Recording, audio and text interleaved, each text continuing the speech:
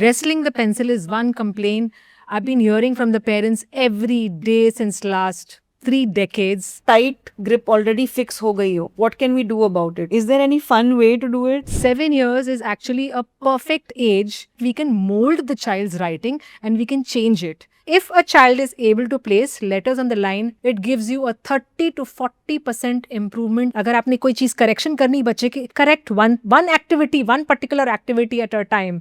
Make it a wow moment for them.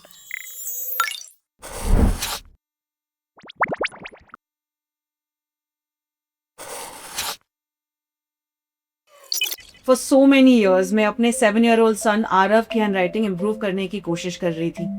Workbooks दिए, practice कराया, scold भी किया, but nothing seem to be working. फिर मैंने सोचा may be I am not asking the right questions. आज हमारे first episode of level up your handwriting by Apsara में हम 5 चीजें कवर करने वाले which will definitely help improve your child's handwriting. posture, grip, strokes, letter formation and sizing. और इसीलिए आज हमारे साथ है शिप्रा, expert extraordinaire.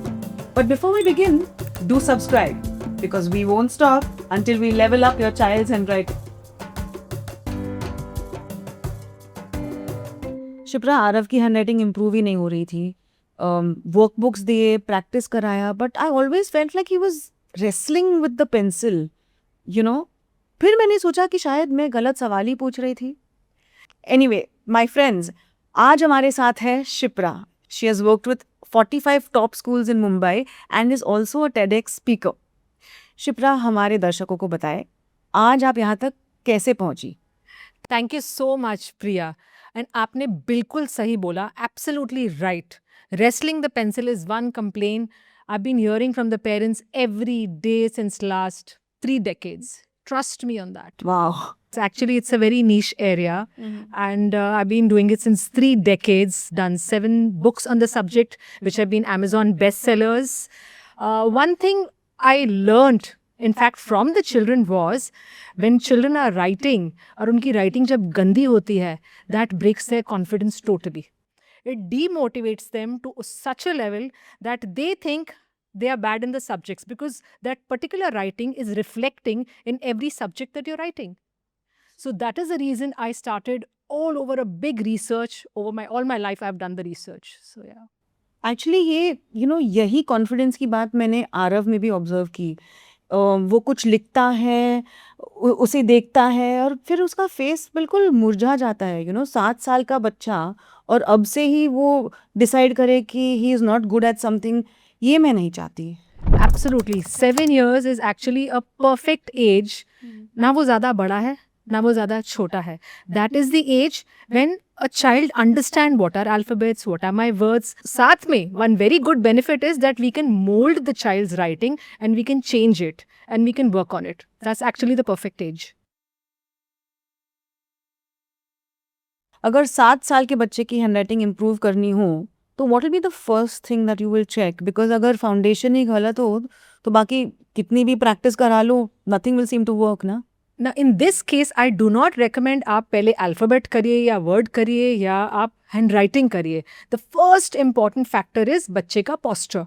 बच्चा बैठा कैसे है. अगर बच्चा स्लाउच करके बैठा है, कुर्सी में नीचे होकर बैठा है या हंच निकाल के बैठा है और you are lying down with your arms on the bench और अ टेबल, हैंडराइटिंग हो ही नहीं सकती सही. दूसरा factor which is very crucial and very important is paper की पोजिशन. आपने वो बुक या नोटबुक कहाँ रखी है. ओके, सो फिर सही पोस्चर क्या है. आप बच्चे के पैर एकदम फ्लैट पूरे सही नीचे कर दीजिए. नंबर 2, बच्चे की स्पाइन, पीठ एकदम सीधी होनी चाहिए. Number 3, your back has to touch the lower hip has to touch the back. And the paper positioning के लिए I cannot have my paper having it straight close to my body. It has to be for a right hander बच्चा जो होता है उसके लिए हम top tilt left में रखते हैं round about 25 to 30 degrees. And for a left hander बच्चा हम पेपर पोजिशनिंग देते हैं a little tilt to a 25 degree to a 30 degree to the right top. What about grip. Wrong grip का असर क्या होता है बच्चे पर और उसकी हैंडराइटिंग पर.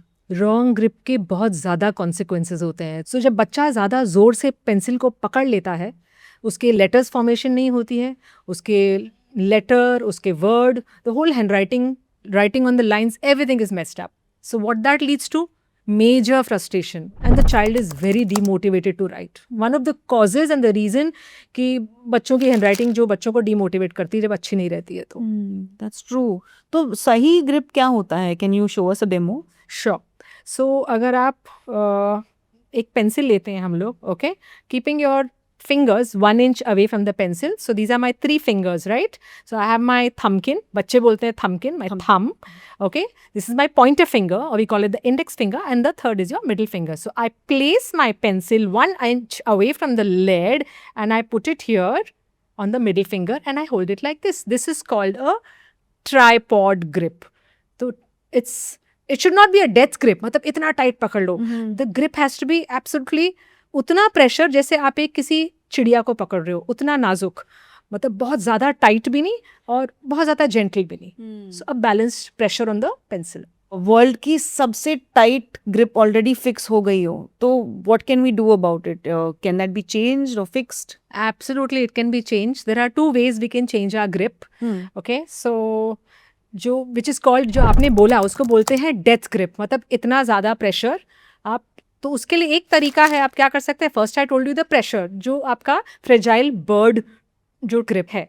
दूसरा, rather than taking a long pencil, अगर हम छोटे साइज की पेंसिल लेते हैं तो छोटे साइज में बाय डिफॉल्ट वो फिंगर्स के पास कोई चॉइस ही नहीं है उसको ठीक से पकड़ने का. Okay, so posture set, grip set, फिर क्या करें? Go directly to A to Z, और what is the first thing you should do? No, बिल्कुल भी नहीं, not at all, not to the alphabets. So the first thing which we start for any alphabets is your pre-writing strokes or the basic strokes. For example, your horizontal lines, which we call it, बच्चे बोलते हैं sleeping lines, standing lines, which are your vertical lines, slanting lines, your basic curves, or is called the circles. So we have to start writing first with these. It's as simple, अगर आपने multiplication और division के sums करने हैं, आपको tables नहीं आते, how will you do it? So in order to write my alphabets, these are your basic, it's a mandate. And one another thing which I would like to bring to your notice is that चाहे आप हिंदी करें, English करें, any language on earth, कोई भी लिपि, कोई भी script, कोई भी फॉन्ट अगर आपको लिखनी है, it is made out of this. Alphabets are made out of these strokes, so we cannot possibly skip this. Yeah, that makes sense. Okay, तो टेल मी, अगर 7 साल के बच्चे को ये प्रैक्टिस कराना हो without it feeling like homework, is there any fun way to do it? तो there is a very fun way, I would say. There is something called sky writing. पूरी हाथ हिला के, पूरा आर्म हिला के आप ए बना रहे हो, आप बी बना रहे हो. ओके, चावल में जैसे बनाते हैं, you can do it in rice, you can do it in sand. Okay, you can do it even in the shaving cream, not to forget. My husband won't like that, but okay. But sand is a good idea. It's a good Yes. excuse to go to Goa Yes. and practice on the beach. Yes, absolutely. Letter formation कहाँ से शुरू करें?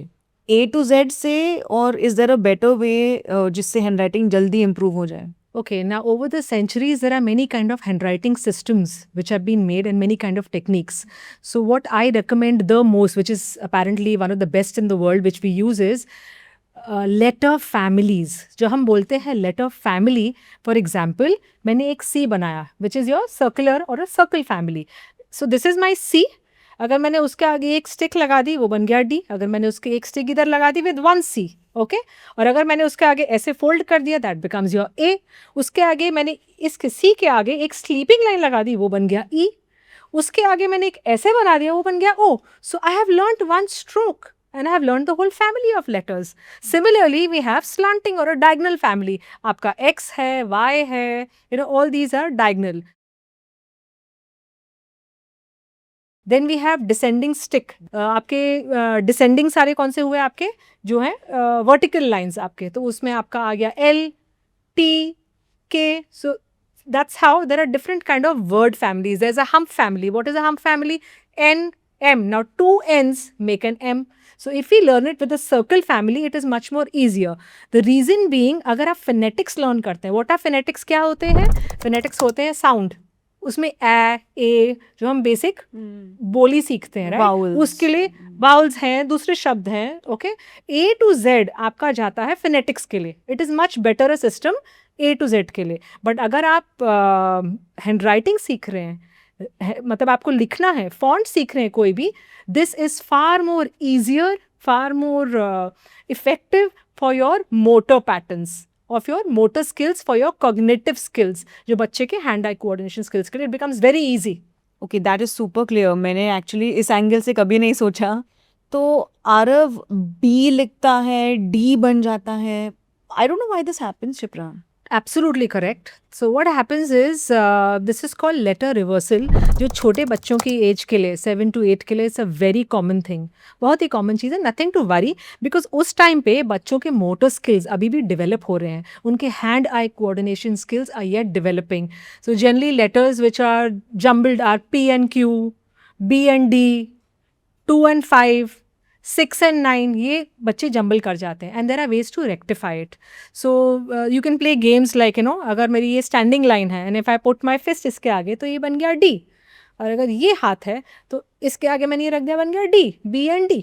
Okay, there's another method of doing it. You take a green color dot, like this green, make a dot for a child, and you start making child writing from that particular green dot. So that helps in reducing a lot of cognitive load on the child's brain. So that helps उनकी जो growth के लिए, mental growth के लिए, motor skills के लिए, it fastens and speedens up their growth. तो आप कह रहे हो वो डॉट से लेकर पूरी लाइन लिखे? हाँ जी, हाँ जी, that's interesting. yes, I'll try that with Aarav. sure. तो आरव बहुत कोशिश करता है, लेकिन राइटिंग नीट ही नहीं लगता है। यू नो, वर्ड्स जम्बल हो जाते हैं, ऊपर नीचे, टेढ़े मेढ़े, तो it's not looking nice. Is this one problem और are these 3 separate problems? Actually, these are 3 different stages. So जो स्टेज 1 है जो आप बता रहे हो मुझको, उसमें जो है वर्ड्स अल्फ़ाबेट फॉर्मेशन आता है. जब अल्फ़ाबेट फॉर्मेशन बोलते हैं हम, तो there are your tail letters जिनको आपने लाइन पे बिठाया, योर शॉर्ट लेटर्स जो आपने उनको लाइन पे बिठाया, आपके टॉल लेटर्स आपने उनको भी लाइन पे बिठाया. So once all these are set, उसके बाद ही नेक्स्ट स्टेप आता है आपको, आप वर्ड फॉर्मेशन करें. बट अगर आपने ये स्टेज 1 पे ही करेक्शन करा, if a child is able to place letters on the line, trust me, it gives you a 30 to 40% improvement. सिर्फ इतना करने से पहली स्टेज में ही आपके बच्चे की राइटिंग में आपको फ़र्क नज़र आ जाएगा. तो स्टेज 1 में सिर्फ यही काम, लेटर्स को लाइन में लगाना. हाँ जी. तो अभी कोई वर्ड प्रैक्टिस नहीं? नहीं, बिल्कुल नहीं. That is a stage 2 part. जब आपका लेटर फॉर्मेशन बराबर कंसिस्टेंट अच्छे से हो गया है, उसके बाद we go to stage 2 and the word formation. I am just realizing, Shipra, कि मैं तीनों एक साथ फिक्स करने की कोशिश कर रही थी. No wonder nothing was working out.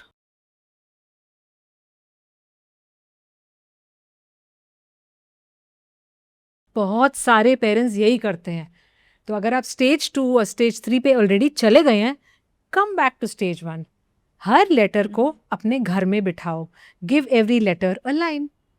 That's so beautiful. हर लेटर को अपने घर में बिठाओ. I am going to remember that. So how do we practically improve handwriting at home? I mean, are there any practice rules जो actually काम करे? पहला रूल, बच्चों का होमवर्क और बच्चों की हैंडराइटिंग कभी भी साथ में नहीं करें. Make it like 2 different regimes for a child. Homework अलग और हैंडराइटिंग अलग. नंबर 2, जब आप थके हुए हैं और you hungry, never make a child sit down to write. And last but not the least, the third rule, we need to play some mind games with the children. जैसे कि आपने बच्चे को 5 मिनट फोकस राइटिंग दी. Don't make the child write 10 pages, 20 pages every day. No, 5 minute दी and बस बच्चा focus and take the paper away. That's it. Only 5 minutes. And he'll be like, Mom, what was that?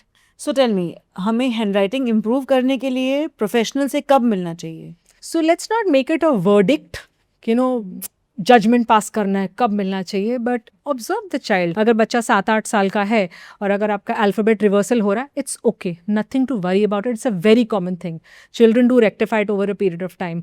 अगर बच्चा totally demotivated है, उसको drawing भी नहीं करनी है, पेंसिल भी नहीं पकड़नी है, लिखना भी नहीं है, या अगर बच्चे का हाथ प्रेशर बहुत ज़्यादा है कि इतना प्रेशर है कि पेपर ही फट रहा है, तो that is one alarming sign. तो but also I would recommend, when all these things are happening, we need to, as parents, do not impose the parent anxiety बच्चों पे मत डालिए. आपका प्रेशर, आपका टेंशन बच्चों पे नहीं आना चाहिए. So building a new bond with handwriting, it is a process, it is a journey, and make it a wow moment. And correct, अगर आपने कोई चीज़ करेक्शन करनी बच्चे की, wow, आज आपने सेंटेंस फॉर्मेशन अच्छा किया, lovely, today your alphabets are fantastic. Correct one activity, one particular activity at a time. Make it a wow moment for them. That's wonderful. I mean, making wow moments is what we are really looking forward to reduce the pressure on our kids as well, right? Absolutely. Thank you so much, Shipra. ये genuinely brilliant था. Thank you. My pleasure. आपके बच्चे की handwriting crisis में नहीं है, ये सिर्फ एक स्टार्टिंग पॉइंट है. अगर आपको ये एपिसोड अच्छा लगा तो सब्सक्राइब करो. हम हर हफ्ते ऐसे ही टिप्स लेकर आते हैं सारे पेरेंट्स के लिए. और अगला एपिसोड पेंसिल्स के बारे में. क्या आपका बच्चा गलत पेंसिल यूज कर रहा है? आप शॉक हो जाओगे. मिलते हैं level up your handwriting by Apsara पर.